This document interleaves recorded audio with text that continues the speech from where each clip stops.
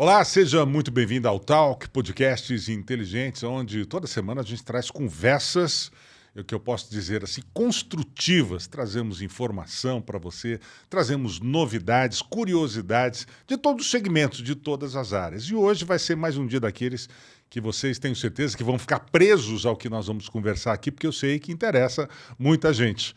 Eu estou com a Viviane Orro aqui, que é médica, nefrologista, intensivista, empresária, pós-graduada em medicina estética e cirurgias da face, e a gente vai falar sobre tudo isso e muito mais. Viviane, que prazer te receber aqui no Talk Podcasts Inteligentes para a gente ter esse bate-papo bem gostoso. Então seja bem-vinda. Obrigada, Og, toda a sua equipe. Para mim é uma honra estar aqui com um apresentador de TV que eu passei a minha infância assistindo. Então eu tô Você e um monte de gente. Eu e um monte de gente. Na época, a TV aberta era o nosso único meio de comunicação. Hoje temos os podcasts, a internet, né? Mas é um prazer. Muito obrigada de me receber aqui no seu podcast, Talk. E vamos conversar. Tem bastante assunto, né, sobre tudo isso aqui, mas eu quero começar, Viviane, só para dar antes de começar a conversa, quero dizer que a Viviane tem mais de 24 anos já, né, de trajetória nessa área médica, né, tem essa pós-graduação em medicina estética, ela é empresária, fundadora da clínica Levivan e criadora do método cirúrgico V-Lift Sculpt, é isso mesmo? Falei certinho? V-Lift Sculpt. V-Lift Sculpt e criadora do método Levivan Experience. Vamos falar primeiro dessa guinada, né? De você, de repente, sair um pouco da nefrologia e ir para a área estética. Quando é que veio isso, doutora? Og, eu me formei no ano 2000. Estou fazendo 25 anos de formada e trabalhei durante 20 anos na nefrologia e na terapia intensiva. Trabalhei em hospitais em São Paulo, na Beneficência Portuguesa, no Albert Einstein. Nasci na Beneficência Portuguesa em São Paulo. Nasceu na BP? Nasci na BP, exatamente, há 61 anos atrás. Gente, eu tenho uma paixão, né, pela BP. É fantástico, então a gente tem contatos até hoje. E ali eu fiz minha residência, ali eu trabalhei pós-residência. No meu R3 de nefrologia, quando eu fiz transplante de pâncreasinho, eu também trabalhei no Oswaldo Cruz, no Albert Einstein. Toda a minha formação médica foi em São Paulo. E voltei para o Mato Grosso do Sul, trabalhando na minha área de nefrointensivista, porque logo depois da nefrologia eu fui para terapia intensiva lá em São Paulo. Então eu trabalhava na nefrologia, transplante e terapia intensiva. Fui muito feliz, muito realizada. É uma medicina intensiva onde as pessoas chegam num momento de muita dor, não só dor física, dor emocional, psíquica. Não é só uma doença, porque Sim. ali você está com um paciente muito debilitado, grave, extremamente susceptível a evoluir para qualquer desfecho, pior, né? Qualquer pior, desfecho. Às vezes. Então é um momento muito delicado que a gente cuida dessas pessoas e dos familiares também. Isso exige da gente uma carga emocional e uma maturidade também profissional, emocional muito grande. Além de que esse tipo de especialização exige que nós trabalhamos no ambiente intra-hospitalar. Quando você trabalha no ambiente intra-hospitalar, você trabalha através de carga horária de plantões. Sim. Então foram 20 anos trabalhando como plantão. Dedicação extrema ali, né? Extrema. Então, não interessa se é o seu aniversário, aniversário do seu filho, aniversário de casamento, se é Natal, se é Ano Novo. Se é o dia do seu plantão, você tem que estar ali de corpo e alma 100% dedicada, porque ali você não está cuidando nada além de vida. Exatamente. Eu estou te passando um lado mais difícil e tem todo o lado muito satisfatório, engrandecedor, que engrandece a gente como pessoa. Na hora que você consegue resgatar, dar mais qualidade de vida, enfim. Eu posso te dizer assim, de carteirinha, Viviane, que eu conheço bem essa área. Por quê? Porque eu tive um irmão com problemas de rins Eu doei um rim para o meu irmão. Você é doador renal. Doador, eu tenho um rim só de Fantástico doação. aí, gente. Ele está aqui. Então, assim, provando mais uma vez que... Que é o nosso papel, acho que é a nossa missão. E, infelizmente, meu irmão se foi 2 anos atrás por causa de uma outra doença. Que mas não tem nada ficou a ver. do seu lado durante... Mas ele ganhou uma sobrevida de 13 anos praticamente. Um presente que quase. você deu, né? Então, aí é o que eu ia te dizer. Você lida com pacientes que estão sempre na expectativa de uma vida melhor. Porque, apesar de ser uma doença que é ruim, mas ela, por exemplo, problemas renais e tal, tem uma saída, tem uma solução. Diferentemente, por exemplo, do câncer, que muitas vezes a pessoa ela começa a pensar no fim. Sim. Né? Acho que no problema renal, por isso que eu conheço bem isso. Então, eu acho que, de uma certa forma, para você também, você vê como isso, você lidar com esses pacientes que parece que estão sempre cheios de esperança. Sim. É isso. É isso. Ele está ali com esperança de viver. Então, o mínimo que você consegue fazer é muito para cada um deles.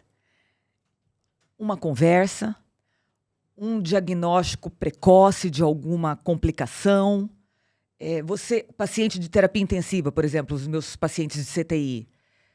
Tudo que você faz, um movimento, às vezes ele fica meses em coma. Então, o fato dele abrir o olho, dele mexer uma mão, então tudo significa muito. O mínimo é muito, é uma conquista muito grande. Isso daí é muito satisfatório. Porém, quando chegou no período da Covid, essa sobrecarga... Se triplicou, se multiplicou. Infinitamente. Nossa. Então, foi levado numa potência máxima e exigiu demais de todos os profissionais da saúde que estavam na linha de frente, não só os médicos, mas enfermeiros, fisioterapeutas, técnicos de enfermagem, psicólogos. Quer dizer, toda a linha de frente hospitalar foi muito sacrificada naquele período. Nós vimos colegas indo a óbito, familiares. A gente não tinha muita perspectiva diferente do que a gente tinha acabado de falar aqui, né, Otto? Sim, é verdade. E aquilo ali me deixou num momento, assim, eu cheguei aí para o fundo do poço, eu adoeci. Eu desenvolvi um burnout e uma síndrome do pânico, depois de 1 ano e 4 meses trabalhando em torno de 72 horas semanais. Dormia de 3 a 4 noites em casa, 3 a 4 noites no hospital. De domingo... E não era só o estresse físico, né? Era o mental de você estar lidando uma situação nova para todos os médicos, para todos os profissionais da área médica, né? Uma coisa que você estava descobrindo, nós estávamos aprendendo junto com aquela avalanche. Então, tudo foi muito full time e foi tudo muito simultâneo. À medida que a doença vinha sobre uma avalanche em cima de toda a população mundial, os médicos estavam descobrindo aquele vírus. Verdade. Então, foi realmente o cansaço, o esgotamento físico foi muito mais emocional e psíquico, eu considero que foi maior. Tanto é que eu adoeci de forma emocional e psíquica, que foi o que fez eu repensar toda a minha vida. Porque enquanto eu estava naquela vida que era sacrificante, que era de plantão, que me tirava muitas vezes do convívio da minha família, eu suportei aquilo. A partir do momento em que houve essa exigência mental, espiritual, e foi toda aquela carga que foi a pandemia do Covid em cima dos profissionais e de toda a população, aquilo ali daí me deu um chacoalhão em você, né? Não, definitivamente aquilo lá me colocou no chão. Me colocou no chão. Eu tive uma doença grave que eu precisei me afastar do hospital por atestado e por recomendação médica de psiquiatra, porque era uma doença que eu precisava parar, cuidar de mim, cuidar da minha saúde para eu voltar. E nesse período de 3 meses que eu repensei a minha carreira e decidi não voltar mais a trabalhar na minha especialidade de nefrologia e terapia intensiva. Foi aí, então, que eu imagino que você tenha sugerido o tema da nossa conversa, né? Que é recomeçar é um ato de coragem. Essa coragem veio desse momento? Na verdade, eu fui obrigada, praticamente, Forçada isso, né? forçada pela minha história de vida a me reposicionar. Mas exige, Og, porque quando você já tem, depois dos seus 40 anos, que você está numa profissão consolidada, que você já adquiriu o seu know-how, Já tem seu público já tem definido. seu público, você decidir mudar, reposicionar, começar do zero, as pessoas ao seu redor encaram aquilo como uma loucura. E se você for olhar ao pé da letra, é um pouco. Só que você sabe das suas dores e o que aquilo está te custando. Então, O preço que isso cobra muitas vezes é muito alto. né? De estar longe de família, de você, enfim, tudo isso que a gente colocou aqui agora. Então, exige, é um ato de coragem, mas vale a pena. As pessoas que me olhavam de fora naquela época falavam: Viviane enlouqueceu, tá louca, porque largou tudo aqui e voltou para São Paulo para fazer medicina estética. Como assim? A mulher que salvava vidas, que fazia transplante de rim, enfim, que estava lá dentro do CTI, na linha de frente, sendo no maior hospital do Centro-Oeste, referência, que era a Santa Casa, trabalhei 12 anos na Santa Casa. Como pode? Então, você não tem a compreensão das pessoas e muitas vezes até dos seus familiares te recriminando, não concordando, achando muito esquisito todo aquele reposicionamento, aquela situação. Então você tem que ter coragem, porque você tem que enfrentar tudo isso. E como é que você enfrentou, por exemplo, como é que você viu, por exemplo, sair de uma área e ir para uma área que hoje, né, por exemplo, explodiu no Brasil a questão estética, a questão da harmonização facial e tal. Você não teve em nenhum momento medo de ser recriminada? Ah, foi para essa área porque talvez dê mais dinheiro ou porque é a moda do momento e tal. Em algum momento você passou isso pela tua cabeça? Passa, claro que passa. Eu tenho certeza absoluta que isso passa na cabeça de muitas pessoas que ficam assistindo isso de fora, de longe. É natural esse julgamento. As pessoas fazem um pré-julgamento de forma muito superficial. E eu não acho isso um problema. Eu acho que a partir do momento em que você tem isso muito bem resolvido dentro de você, você não pode negar que isso existe. Isso existe. Mas isso não pode te afetar a ponto de te prender ou de cortar suas asas. Aí é que está a maturidade de você saber realmente o que você quer para a sua vida, o que você quer construir a partir dali. O começo não é fácil, o reposicionamento de carreira não é fácil. Eu tive que sair de Campo Grande, fui 2 anos ficar em São Paulo, novamente estudar, recomeçar do zero, uma nova especialidade, ter que fazer novos workshops, congressos, cursos, tudo numa área diferente, sair fora do Brasil, fazer...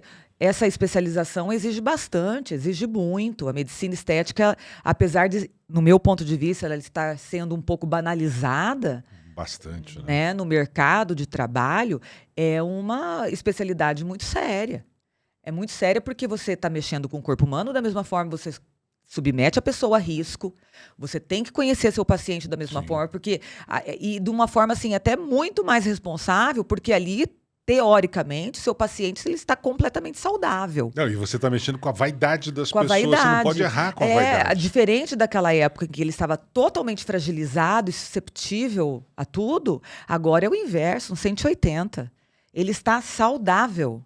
Até porque se ele não estiver na sua plena condição de saúde, é contraindicado você fazer qualquer procedimento estético. A gente vai cuidar da saúde primeiro. Claro, com certeza. Então, você não pode deixar aquela pessoa pior do que quando ela entrou.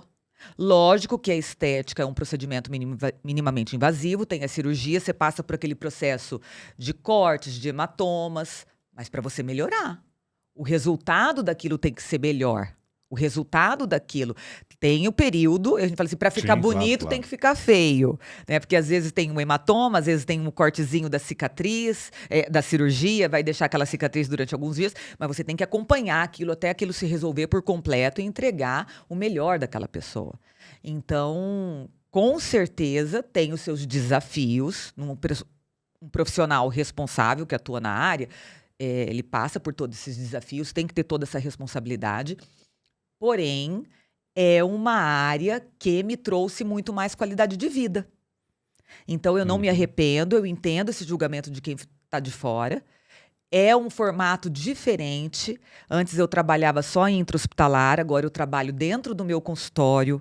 Eu sou dona dos meus horários, eu defino a minha agenda. Então, essa qualidade de vida, Og, vale muito mais que dinheiro. Vale muito mais de qualquer salário. Porque eu consigo ser dona do meu tempo. E que riqueza maior do que você ser dono do seu tempo? Você poder fechar a sua agenda num determinado período em que seu filho, sua esposa, seus irmãos vão estar de férias, vão estar se reunindo, se encontrar. Você ter um Natal em família, que você pode viajar com a sua família, passar final do ano. Então, isso é maravilhoso. Isso é de uma riqueza imensurável. Viviane, foi bastante tempo, né, nesse preparo para você chegar hoje ao padrão, ao nível de excelência que você chegou, né? Foi estudar fora, fez cursos, né? Quanto tempo durou esse preparo para essa, digamos assim, para essa nova vida na área da Og, medicina? eu nunca deixei de me atualizar na nefrologia, na terapia intensiva, por todas as etapas que eu passei. O que modificou, na verdade, foi aquele fato até de eu realmente ter a especialização, aqueles 2 anos de pós-graduação.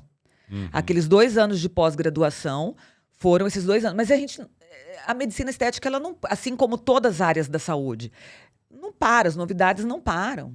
Todo dia tem alguma coisa nova, tem ciência na área da estética também, tem novos medicamentos e novas tecnologias na área da estética também.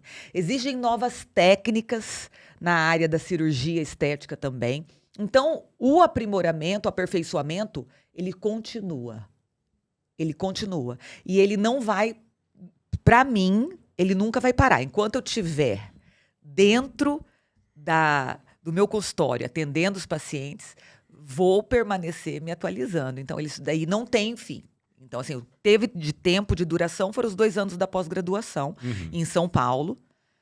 E voltei, recomecei no consultório, comecei a fazer os meus atendimentos, as minhas cirurgias, mas é um aprendizado diário, assim como era na nefrologia, na terapia intensiva. Eu acho que quem está na área médica tem uma responsabilidade de você se atualizar, porque os cientistas da área médica, eles não param. Então, se você parar no tempo, você fica para trás. Não, e a gente percebe que houve uma evolução gigantesca, assim, monstruosa nessa área da estética, muito diferente do que a época do botox e do preenchimento labial. Sim. Que nas mãos de alguns maus profissionais transformavam as pessoas em monstros. Desarmonizavam. É que a gente fala demonização facial, né? Acontece. E ainda muito. tem gente que ainda acaba cometendo esse tipo de erro. Mas o que você... E hoje a gente vê transformações, eu acompanho muito pelo Instagram, você vê o antes e o depois de uma pessoa. É incrível, a pessoa tem que mudar de identidade, de carteira de identidade, tem que tirar foto, outro CNH, porque a pessoa se transforma, mas não de forma grotesca, de uma forma extremamente harmoniosa. Que é ela. O que você considera que foi a maior evolução nessa área?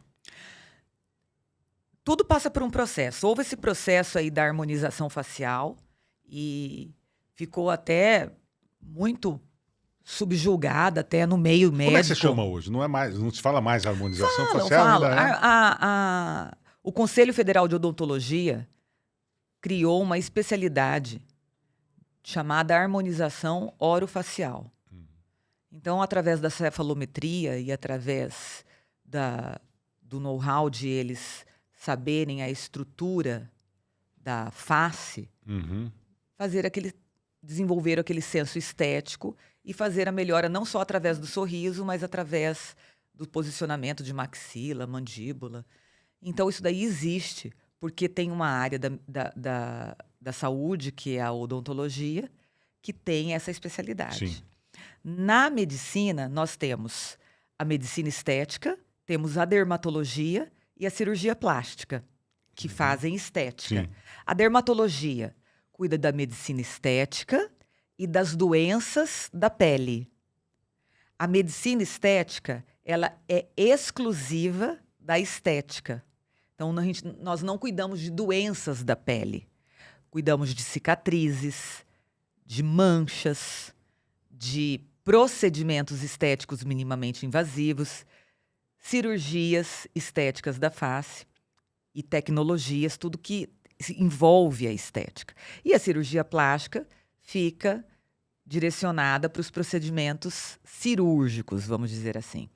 A evolução, hoje, ela está num nível que a gente consegue realmente rejuvenescer a pessoa como ela é, mas não de uma forma artificial, que a gente vai encher, Você traz aquela beleza para a pessoa como enche- se pegasse uma foto dela 20 anos 20 atrás. anos atrás. Não aquele conceito de você preencher e esticar tudo com preenchimento, ou que é então tirar visível, toda a que é pele e puxar perceptível, tudo. né? Não.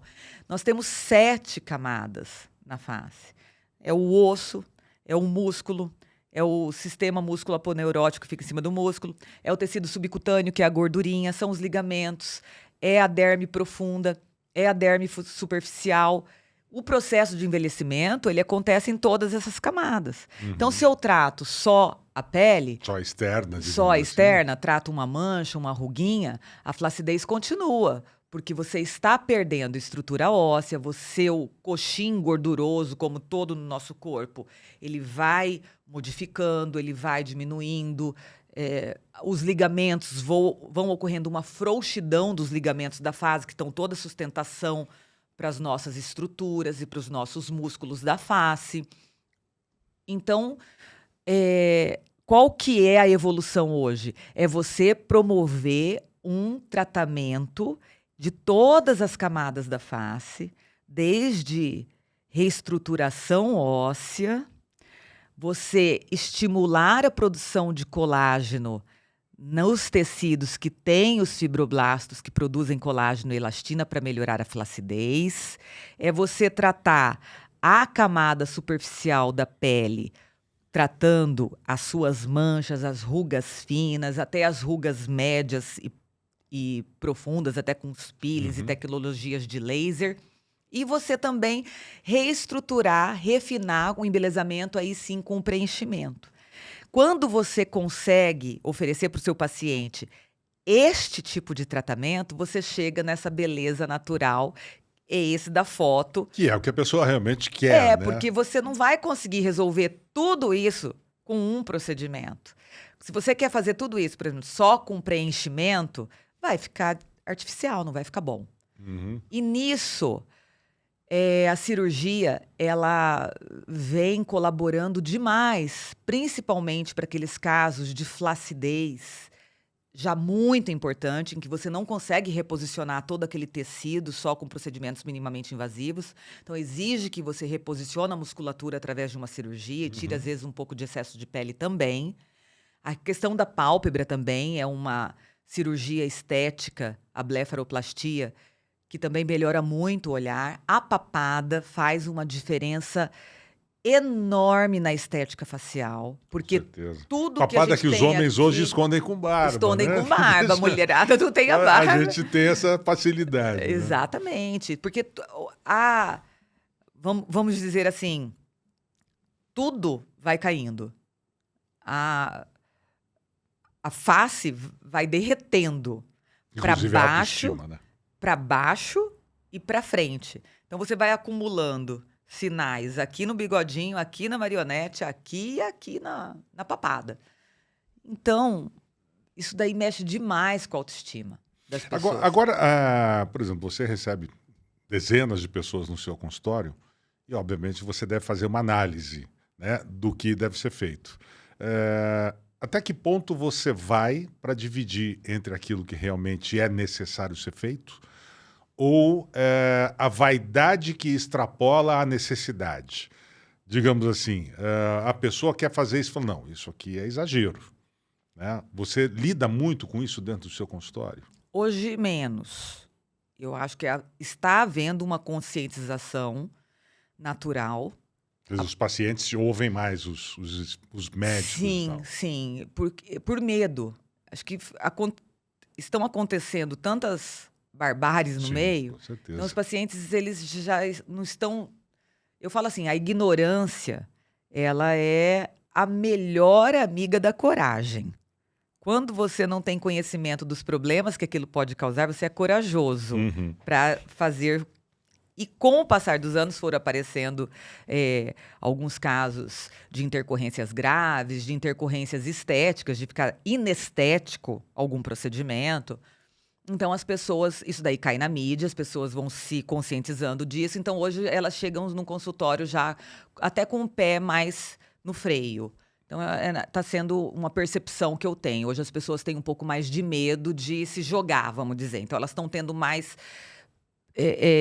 estão tendo mais critério, tanto na escolha do profissional, quanto em se submeter aos procedimentos estéticos. Isso é bom. Isso, Viviane, você fala muito, por exemplo, na questão de um protagonismo que você teve, da autovalidação, de inteligência emocional. Né? Como é que você coloca todas essas questões dentro dessa relação médico-paciente na questão estética? Como é que você lida com isso para usar o teu poder de convencimento em relação ao paciente? Eu vejo que a partir do momento em que houve esse boom da internet, essa explosão das redes sociais e os smartphones, nós ficamos com a imagem muito mais exposta. Sim. Antigamente, ninguém conhecia a Viviane, todo mundo conhecia o Og porque você estava na TV. Estava na TV. Hoje em dia... Parte de uma época em que não existia rede social. Hoje em dia, pode ser que as mesmas pessoas que conheçam o Og conheçam a Viviane. Nós estamos, eu falo assim, dessa geração. Sim, com certeza. Lógico, não, se pegar essa geração de agora, que não teve a oportunidade. Então, assim. Ou até ao contrário, acho que tem mais pessoas dessa nova geração que conhecem você pode do ser, que isso, mas, assim, a mim, isso. Pode né? ser, mas o que eu penso, assim, que depende de cada um. E automaticamente os profissionais liberais e qualquer pessoa que não seja profissional liberal, mas que tenha uma empresa, uma microempresa que seja, ela vai ter a necessidade de usar as redes sociais para apresentar o seu produto, seja um serviço ou um produto. Porque passa hoje por a necessidade de você apresentar aquilo para o público. Automaticamente a sua imagem está ali, exposta. Quando você coloca a sua imagem para vender o seu serviço ou o seu produto de uma forma bem apresentada, ele vende de uma forma. A credibilidade que as pessoas têm no seu produto e no seu serviço é uma. Quando você não se coloca de uma forma bem posicionada, a leitura que as pessoas fazem já é outra. Será? Já vem com aquela desconfiança. Então, eu vejo que a estética hoje, ela é de foro íntimo. Não necessariamente que para a pessoa ser um bom profissional ou entregar o seu serviço, o seu produto, ela precisa estar em dia com a estética. Não é isso. Mas ela precisa ter a postura para apresentar aquilo com autoridade e com confiança nela mesma. Aí vem a questão da estética. Aonde? Dentro de você, Og. Se você sustenta a sua estética e é uma autoridade no seu posicionamento, através da sua postura, através da sua linguagem não verbal, e você não necessariamente precisa ser submetido a um procedimento estético para aquilo, tá tudo certo. Porque você consegue convencer. Sim. Agora, se você olha no espelho e algo te incomoda e aquilo mexe dentro de você com a sua autoestima e com a sua autoconfiança, com certeza aquilo vai te segurar, aquilo vai te engessar e não vai deixar com que você seja a melhor versão de si mesma, não só na estética, mas no seu eu, na sua convicção, na sua autoridade, no seu posicionamento. Existe uma pessoa melhor ali por trás. Uma pessoa mais convincente, mais autoconfiante, que seja mais autoridade dentro do campo de trabalho que ela está prestando. Então, a decisão é foro íntimo. Se você tá legal, se você tá bem, ok. Mas se você não tá bem, com certeza aquele que está melhor, que tá bem resolvido com a imagem e com o posicionamento dela, vai vender melhor o seu produto, o seu serviço. Então, para as empresas e para os profissionais liberais, eu tenho e eu sou esse case meu mesmo.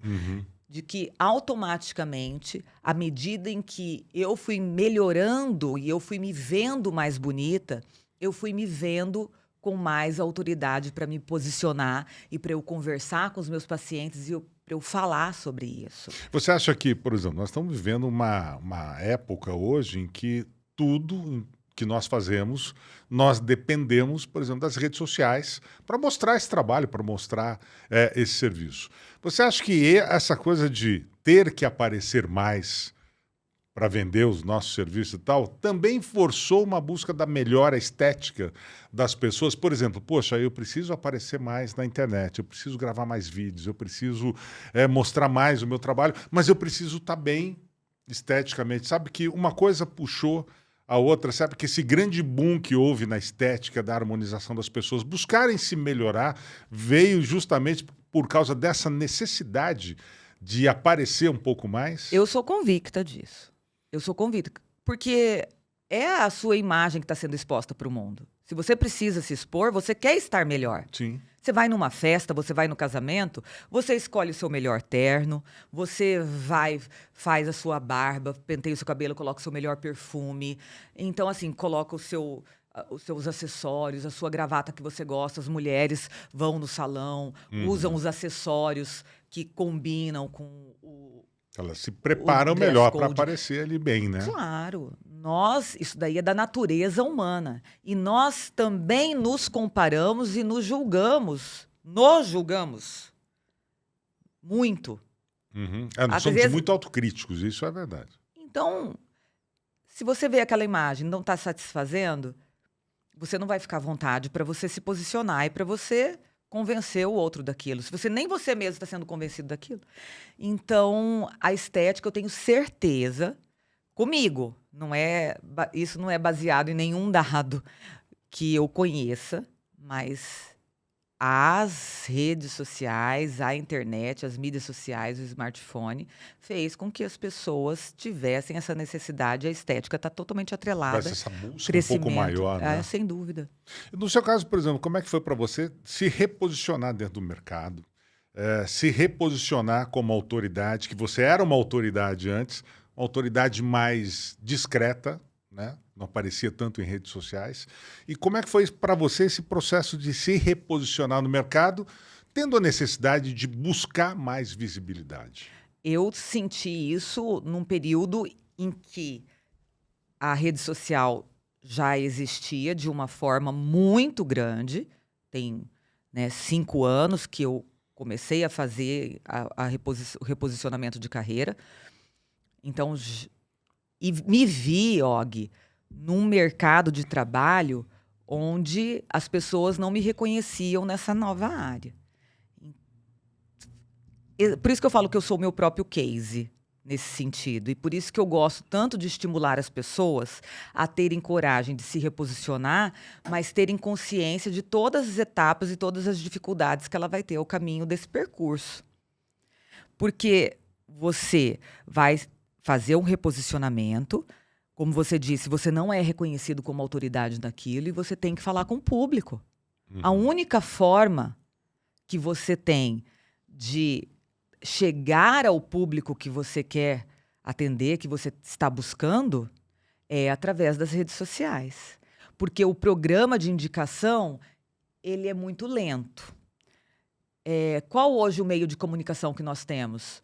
Jornal, rádio. Para isso já não serve mais. As pessoas estão Quase ninguém vê hoje, ouve rádio, vê televisão.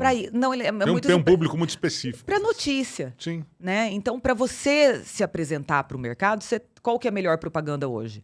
É as redes sociais. Uhum. Aí volta naquela questão de você estar bem posicionado, de você estar falando. E à medida que isso foi acontecendo, é natural.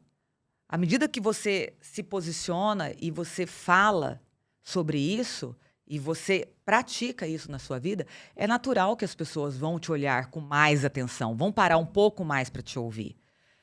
Então, para mim, foi um momento de transição total de vida profissional, de social, de aparecer nas redes, de comunicar, de ter essa comunicação. É um processo. Você tem que estudar também sobre isso, você tem que ler muito sobre isso, você tem que se conscientizar e enfrentar esse desafio. Porque para muitas pessoas, às vezes, não querem aparecer. E o que você fez, Viviane, para exatamente não ser mais uma nesse meio? Porque a gente hoje, você pega o Instagram, você roda o Instagram, você vê centenas de pessoas, de profissionais, homens, mulheres, falando de estética, de harmonização e tal. O que você buscou para não ser apenas mais uma ali falando sobre isso? Assim, Og, eu busco sempre a minha atualização, mas o que realmente, eu acredito que isso daí, qualquer pessoa, ela nunca deve buscar a essência dela no outro. Então, ela tem que manter uma autenticidade. Primeiro, ela ser autêntico dentro do que ela faz, dentro do que ela acredita, só desenvolver os trabalhos que ela acredita. Tem muitos trabalhos dentro da medicina estética e técnicas cirúrgicas também dentro da cirurgia estética da face, em que eu não pratico. Pode estar vendendo, mas eu não pratico. Eu não acredito que aquilo entrega resultado. Então, primeiro, eu ser autêntica e honesta com o que eu penso, com o que eu estudo e com o que eu acredito. Porque eu tenho o objetivo de entregar o resultado. Eu não quero ter aquele paciente dentro do meu consultório uma vez. Eu quero a recorrência. Aí é legal.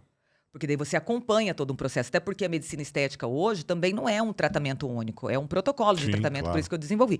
Então, meu primeiro norte é fazer somente aquilo que eu acredito que entrega resultado, com muita segurança. Mas o mais importante de tudo, eu não tenho dúvida, que é esse currículo, é essa retaguarda. A história que você tem, essa retaguarda de nefrointensivista, de cuidar de pacientes graves. Então, assim, os meus pacientes, eles têm muita segurança com a questão de intercorrência. Eles têm muita segurança. Às vezes ele não fecha um protocolo por N motivos. Porque ele tem medo, ou porque tem uma viagem, ou alguma outra coisa. Mas medo, assim, de ficar diferente, alguma coisa assim. Mas os meus pacientes, eles nunca tive um caso assim, eu tenho medo de fazer tal procedimento porque eu tenho medo de morrer, medo ou porque já viu ali na internet, medo aconteceu com o paciente aqui, sabe, de acontecer alguma coisa. Então, eu acho que isso traz uma segurança para os meus pacientes. Eu sinto que eles chegam até a mim e relaxam do ponto de vista de entrega. Por causa dessa história toda que você tem. Com certeza. Que você não surgiu dentro da estética, não surgiu junto com os procedimentos. Quer dizer, você vem de uma área médica que é extremamente importante, extremamente responsável. Só cuidava de pacientes graves. Então, ali, para mim, é uma delícia fazer medicina estética. É muito gostoso. Para quem fazia terapia intensiva, que era intubação orotraqueal rotineira, acesso venoso central, drenagem torácica, drenagem de pericárdio, acesso para diálise, fístula, transplante, só coisas assim muito complexas. Você estar ali no seu consultório com toda aquela experiência, aquela música... Podendo dar segurança para os pacientes. Aquela musiquinha gostosa, aquele café lindo. Então, assim, as pessoas ali saudáveis, porque você faz uma anamnese antes. Então, você submeter ela àquele procedimento, sendo que você já fez toda uma anamnese, todo um exame antes, É muito tranquilo, é muito gostoso. Eu acho que as pessoas sentem essa segurança. Uhum. Eu acho, o ser humano ele sente. Lógico, com Ele certeza. sente. Então acho que não tem assim algo específico. Eu sou eu. Eu sou na minha essência, eu sou essa Viviane com essa história de vida, com essa bagagem de vida e só faço o que eu acredito. Não vou na moda. Não caio na moda. Porque se for uma moda que eu acredito, eu posso até cair. Claro. Né? Não sou contra a moda, mas assim, sabe, o procedimento da moda, às vezes a tecnologia da Sim. moda. Vou fazer aquilo que está todo mundo fazendo. Não Tem isso, muita né? tecnologia da moda. A indústria farmacêutica e a indústria de equipamentos estéticos, ela não para, ela está aí para vender. Sim. Então, às vezes, muda só o nome da tecnologia. Ai, mas Procedimento é o aquela mesmo, a tecnologia medicação é a mesma. faz milagre. Gente, não faz. Quem é que te procura mais? Ainda é mulher ou o homem aumentou muito a procura? Por isso que o que a gente vê de homem fazendo, né, procedimento estético não está no gibi, né? Mas como é que está hoje para você no teu consultório? Qual é a proporção de homens e mulheres? Ainda é mais mulher? Muito mais mulheres. Muito mais ainda. Vamos colocar aí 25% dos homens. 20%. Eu acho que pro Campo Grandense, o homem Campo Grandense é meio machista, meio... se vai fazer, não conta pra ninguém, mas tá passando. Né? Tá passando. Mudando isso. Tá mudando. Agora, realmente, assim, a maioria dos homens não gostam de aparecer. De forma nenhuma. Ficam... Mas tem moita. homens, assim, que se incomodam, vão lá, querem... Homens se preocupam também. Tem uns que a barba não esconde a papada. Não tem jeito. Não tem jeito. Então, tá e sendo geralmente um crescimento. levados pelas mulheres, quando é casado e tal, assim. Sim. A mulher fala, não, vai lá, você precisa melhorar isso, aquilo. Tem muito disso também, né? Sim. As minhas pacientes levam os maridos. A não ser quando eles são resistentes mesmo ao procedimento. Mas boa parte delas chega uma hora e fala, eu tenho que trazer meu marido aqui. Porque não tá legal, bem. Então acontece também. Porque a mulher, se ela se melhora muito, né, ela muda a estética dela, obviamente vai despertar no marido, opa, peraí. Eu casei com uma mulher de 50 anos de idade, de repente me aparece uma de 30 em casa, quer dizer, a mesma, só que reformulada, digamos assim. Isso desperta nos homens também a vontade de uma coisa melhorar, que não é da minha né? área, mas é da estética masculina, é o transplante capilar, né? O transplante capilar, ele tá numa crescente, que a gente fala assim, a barba e o cabelo. E hoje em dia tem a medicina estética capilar também, que não exige o transplante. Mas, enfim, eu não sou tricologista, é da minha área, da medicina estética, dentro da minha pós-graduação, mas a gente tem que escolher algumas subespecialidades dentro da área, eu não faço tricologia. Porém, está muito avançado o tratamento capilar também. É uma grande procura. Essa daí, os homens são muito mais que mulheres, né? Não, com certeza. Eu tenho visto bastante. Eu gosto de ficar olhando, fico zapeando lá, para ver as novas técnicas. Porque assim, a gente vai envelhecendo, 61 anos, afinal de contas, não dá, né, para querer que esteja tudo assim perfeitamente. Então, eu vou olhando ali, preciso dar uma crescida aqui no cabelo e tal, tirar uma papadinha aqui, aquela coisa toda, mas eu acho que faz parte, né? Parte. Agora, Viviane, você tem aparecido em muitos podcasts, tem dado entrevistas, tem falado muito sobre essa reformulação de carreira que você tem visto. Por exemplo, qual é o público que você quer chegar? Qual é a mensagem que você quer deixar com tudo isso? Eu penso que o que eu vivi serve de exemplo para aquelas pessoas que não estão satisfeitas com o momento de vida. Não precisa esperar adoecer. Não precisa chegar no fundo do poço. Ter um burnout, um estresse, uma depressão. Uma depressão profunda. Isso é muito triste. E você deixa de viver momentos preciosos da sua vida. Então, eu costumo levar para as pessoas que eu posso que se ela não está satisfeita no ambiente em que ela está trabalhando, se ela não está satisfeita, se ela não está feliz, se aquilo está desmotivando, se está esgotando ela, não pense que porque ela já passou dos 40, ou porque já teve uma carreira consolidada em alguma coisa, ou que ela já tem passou dos 50, que seja, não tem idade. Sempre há tempo de recomeçar e ter melhor qualidade de vida, ser mais feliz, ter mais tempo com a sua família, com seus amigos, com seus filhos. Isso daí é uma mudança na qualidade de vida inegociável hoje para mim. Eu fiz isso, né? É Eu fiz inegociável. isso Você também. passou por isso, né? Passei Você era da por TV isso, também, estava né? em São Paulo, em rede nacional, bem, mas aquilo que você falou, a partir do momento que eu comecei a não conseguir mais estar presente no aniversário da minha filha, que tinha 3, 4 anos de idade na época, eu comecei a reavaliar a minha carreira no jornalismo nacional. A E tem repensar. muita gente que fala até hoje, você não acha que foi um retrocesso na sua carreira, você voltar para Campo Grande? Eu falei, pelo contrário, eu vejo isso como um upgrade. Por quê? Porque hoje eu consigo tomar meu café da manhã em casa tranquilo com a minha família, almoçar em casa muitas vezes, passar os finais de semana, todos praticamente, com a minha família. A hora que me dá na louca, no meio da tarde, vou encerrar as reuniões, eu vou para casa, vou dar minha pedalada, vou para academia. Ou seja, a gente buscou essa qualidade de vida e eu entendo exatamente isso que você passou. E tem muitas pessoas que estão presas ainda em um local de trabalho em que elas estão só vivendo no automático. Elas não têm mínimo qualidade de vida. Ela está vivendo no automático, é trabalhando durante o mês, esperando virar um mês para entrar o outro, e ela não está realizando sonhos, ela não está se realizando como pessoa. Então, eu passei por isso e digo que se você tem essa necessidade, se você sente isso dentro de você, acredite em você. Não escuta aquela pessoa que fala o contrário do que o seu coração fala. Lógico que você não pode chutar o balde e virar a casaca da noite para o dia. Você tem que se preparar, você tem que se organizar, mas se mexa. Se mexa. O que você precisa fazer para você... Se eu estou indo aqui nessa linha reta, eu quero chegar nesse ponto aqui. Se eu for para sempre reto, eu não vou chegar nesse ponto aqui nunca. Mas se eu começar a estudar uma forma de fazer essa curva para eu chegar lá, então tem que ter foco. Então você acredite em você.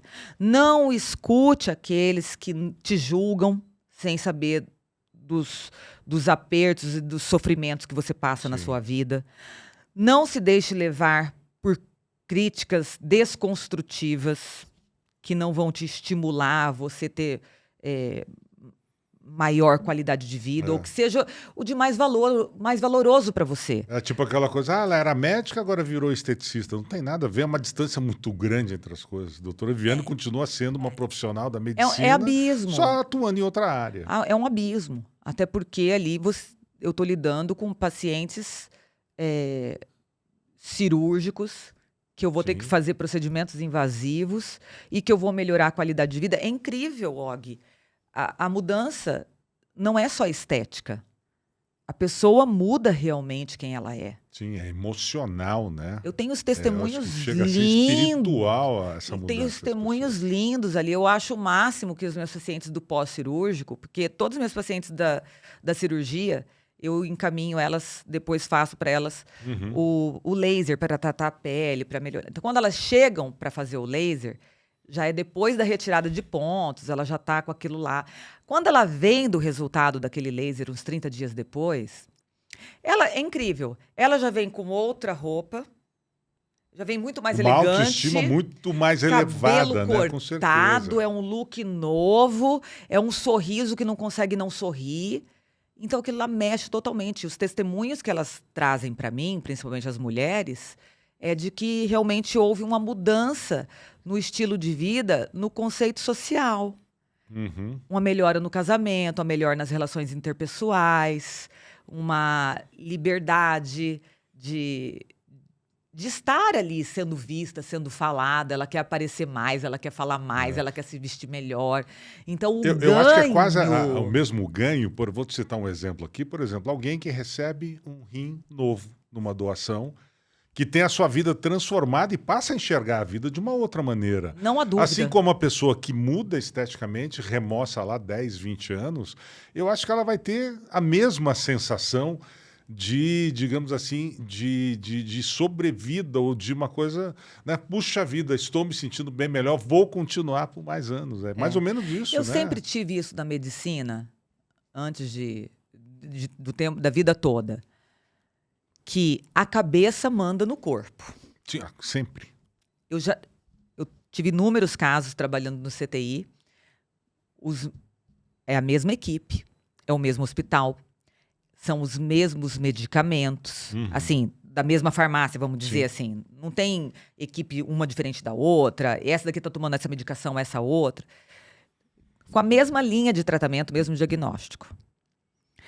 E eu vi pacientes totalmente, aparentemente, mais debilitados do ponto de vista físico, com a questão de idade, de até ter alguma comorbidade cardiovascular, alguma coisa assim. Claro que não a ponto de prejudicar o tratamento daquele momento. Saindo do CTI, indo de alta, e tudo certo, e devolvemos a qualidade de vida e tudo para aquela pessoa. E às vezes outros pacientes, até mais jovens, sem doenças graves, crônicas, sem nenhuma comorbidade mais importante, irem a óbito. Olha só. Por quê? Enquanto um tá ali, acredita, tá tudo bem, agradece o técnico de enfermagem, sorri para todo mundo e tá feliz, aquele outro do lado, às vezes só reclama, por que isso acontece comigo, por que não dá exatamente. certo, e daí vai pegar aquela veia Exatamente. história. A energia que a pessoa gera daí e emana, a né? enfermagem vai pegar um acesso, aquilo lá não vai, pura de novo, dela começa a xingar, começa a reclamar. Eu acho que é o astral da pessoa E que aquilo lá contribui pra vai isso. indo numa crescente negativa que acontece muitas vezes, aconteceu pior. E na época do Covid aconteceu muito também, de pacientes com com certeza. o raio-x de tórax, a tomografia de tórax totalmente tomada, e a pessoa ali acreditando, vindo, e outros que você falava assim, nossa, esse daí vai entubar, não vai dar certo. Vai dar certo. E a pessoa foi com aquela... E saiu, e outros pacientes que você olha ali, isso aqui a gente vai trazer aqui para o CTI só para ficar 24 horas de observação, só por excesso de... Mas vai dar tudo certo, o paciente bem, rígido, e daí começa a afundar, vem entubado e saiu. A própria energia da pessoa. É talvez. muito grande. Então, essa questão da saúde emocional e psíquica, ela é determinante para o sucesso de qualquer tratamento, estético ou somático. Viviane, falar de uma coisa. Aqui você sempre esteve ligada, por causa do Felipe, né, que é a política. E você, de repente, resolveu também não ficar só no apoio ao marido, nos bastidores, e resolveu encarar uma eleição como vice-governadora, né? Vice-candidata ao governo, na época, quando o ex-prefeito Marquinhos Trades também foi candidato ao governo. Isso foi momentâneo? Não. Eu vim de uma família de políticos. Sim. Minha mãe foi vereadora, meu pai foi vice-prefeito, foi presidente de Câmara, foi vereador por... tantos mandatos, lá em Aquidauana. Sim. E casei com um político. Quando eu casei com o Felipe, ele era prefeito de Aquidauana. Ele era prefeito. Ele era prefeito. Depois virou deputado? Aí depois, 2 anos depois, ele foi deputado. E foi 3 anos, né, deputado estadual. Então, eu sou do meio. A minha família é do meio. Política está na veia. Está na veia. E eu sempre gostei muito de análise política. Eu nunca fui muito de torcida organizada da política. Mas se eu fosse uma jornalista, eu acho que eu seria uma boa analista política, vamos dizer assim. Eu gosto de fazer essa análise de contexto. E quando eu fiz a medicina, por eu fazer nefrologia e terapia intensiva, que são questões de saúde intra-hospitalar, o hospital hoje em dia...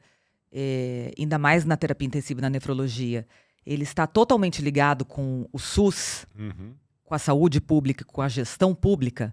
Então, eu sempre me aprofundei muito nas pautas públicas sociais, de saúde e assistência social, porque são pacientes mais debilitados do ponto social. Muitas partes da vida, quem trabalhava no SUS, como eu. E... do ponto de vista da saúde, da gestão pública de saúde, também é muito vinculado o atendimento com a gestão pública. Sim. Se você trabalha num hospital de grande porte, 95% daqueles recursos, eles vêm do Ministério da Saúde. Então, automaticamente, você se envolve. Você quer implantar um projeto novo de transplante renal aqui, que nem fechou uma época, que foi eu que reiniciei, eu tive que me reunir com bancada federal para discutir, junto com a gestão da Santa Casa, óbvio, junto com a administração dos hospitais, para mostrar a importância daquilo, para eles mandarem emenda para adquirir um instrumento cirúrgico, enfim. Você tem que entender um pouco de gestão pública, né? Sim, e eu fui secretária de saúde de Aquidauana, secretária municipal de saúde, inaugurei o serviço de hemodiálise lá, centro de especialidades médicas. Eu acho que por gostar mesmo da questão da gestão pública. Mas você hoje se lançaria novamente a uma candidatura? Não tenho isso em mente de forma nenhuma.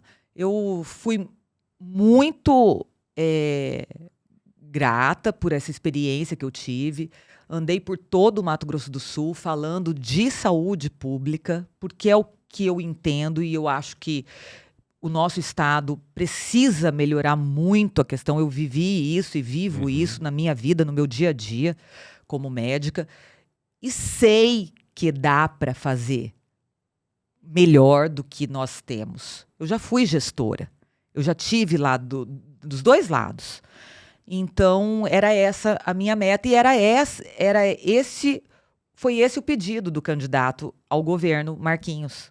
Eu quero que você faça esse trabalho ligado com a saúde, porque eu fui prefeito de Campo Grande durante tanto tempo e eu sei que a saúde do estado precisa ser reorganizada e melhorada para Campo Grande não continuar sendo o gargalo de tudo. Sim. Então, eu quero que você faça uma avaliação. Então, assim, eu tive missão específica ali dentro desse projeto. Não foi uma coisa assim totalmente de paraquedas. Eu tinha já uma ligação com o meio, era conhecida no meio da política, era uma médica com experiência em gestão pública que trabalhava dentro do Sistema Único de Saúde e o candidato sentia, através das pesquisas, a necessidade de ter uma mulher do lado dele e um dos maiores problemas que eram apontados pela população era a saúde pública. Então, foi direcionado, foi por isso que fui escolhida e, lógico, aceitei aquele desafio e foi uma grande experiência de vida, porque a gente aprende em todos os nossos desafios, mas realmente, Og, eu não tenho essa pretensão, não. Eu estou bem na minha área da medicina estética, estou bem centrada, acredito que temos bons, excelentes nomes aí para ocupar esse espaço e fazer uma excelente gestão pública por todos nós aí. Bacana. Bom, gente, bate-papo. Transitamos aqui sobre vários assuntos, questão pessoal, inteligência emocional, estética. Olha, muito bacana ter conversado aqui com a doutora Viviane Orro, né? Falamos sobre política também. E, Viviane, para a gente encerrar, eu queria uma mensagem sua para o público que está assistindo esse podcast aqui. Qual é a mensagem que você gostaria de deixar, tendo passado por tudo que passou, tendo feito as escolhas que fez? Tenha coragem de correr atrás dos seus objetivos, acredite no seu potencial, não escute quem não vai te acrescentar, não se esmoreça na primeira dificuldade da sua vida e tenha essa coragem e siga com determinação até o fim. Porque essa coragem vai abrir as portas para você. Você tem a chave na mão. E o seu posicionamento de carreira, o seu reposicionamento de vida, vai definir aonde você vai chegar. Então, tenha coragem para começar e tenha posicionamento para chegar no seu destino e no seu objetivo final. Bacana. Doutora Viviane, obrigado por ter esse bate-papo muito bacana e tal. E o Talk Podcast Inteligente é sempre assim, sempre trazendo gente que tem conteúdo, né, para poder compartilhar com vocês essa história de vida, né, essa motivação que nos traz. Eu acho que essa conversa de hoje vai tocar muita gente, com certeza. Viviane, obrigado por esse bate-papo. Eu agradeço. Sucesso nessa nova fase de carreira, digamos assim, né? Muito obrigado mais uma vez, Og. É um grande presente eu estar aqui no Talk Podcast. E fico muito lisonjeada com todas as suas palavras, me sinto muito honrada de estar aqui. E, assim como você disse, espero realmente que as pessoas que têm oportunidade de assistir, isso daí sirva como um divisor de águas, como um divisor de águas, como uma dica, vamos dizer assim. Um chacoalhão. Um chacoalhão, né, de quem já passou por isso. E vai dar certo. Obrigado, doutora. Obrigada. Um abraço, forte abraço. Então é isso, gente. A gente encerra mais um Talk Podcast Inteligente com essa conversa maravilhosa aqui. Daqui mais um tempo você tem mais conversas como essa por aqui. Forte abraço, até a próxima.